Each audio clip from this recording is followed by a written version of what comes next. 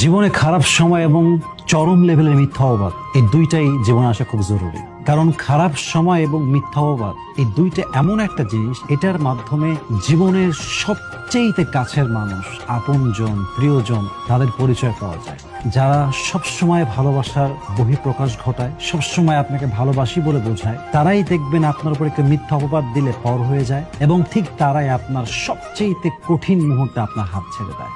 যখনই দেখবেন বদনামের শিকার হবে, ধৈর্য ধরে বসে থাকবেন চুপ করে। আজকের দিন চলে যাবে, সপ্তাহ পার হবে, মাসে গড়াবে, মাস থেকে বছরে যাবে, একদিন না একদিন এই ধৈর্যের কারণে আল্লাহ পাক আপনাকে অতীতের তুলনায় ডবল সম্মান দান করবেনই করবেন। যখনই দেখবেন বদনামের শিকার হবে, ধৈর্য ধরে বসে থাকবেন চুপ করে। আজকের দিন চলে যাবে, সপ্তাহ পার হবে, মাসে গড়াবে, মাস থেকে বছরে যাবে, একদিন না একদিন এই ধৈর্যের কারণে আল্লাহ পাক আপনাকে অতীতের তুলনায় ডবল সম্মান দান করবেনই করবেন। যখনই দেখবেন বদনামের শিকার হবে, ধৈর্য ধরে বসে থাকবেন চুপ করে। আজকের দিন চলে যাবে, সপ্তাহ পার হবে, মাসে গড়াবে, মাস থেকে বছরে যাবে, একদিন না একদিন এই ধৈর্যের কারণে আল্লাহ পাক আপনাকে অতীতের তুলনায় ডবল সম্মান দান করবেনই করবেন।